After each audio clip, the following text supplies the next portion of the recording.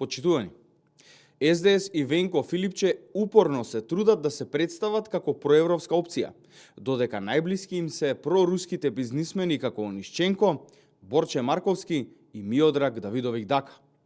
Во времето на владењето на менторот на Филипче, Зоран Заев, овие проруски бизнисмени добиваат тендери, плацеви, па дури и државјанства само поради соработката и блискоста со Зоран Заев. СДС и Филипче се проевропски ориентирани само на хартија, а во реалноста се сосема поинакви.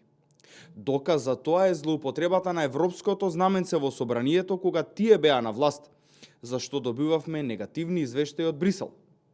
Кога СДС и Филипче говорат за Европа, се потсетуваме на нивните ветувања за бесплатно здравство, квалитетно образование и повисоки плати.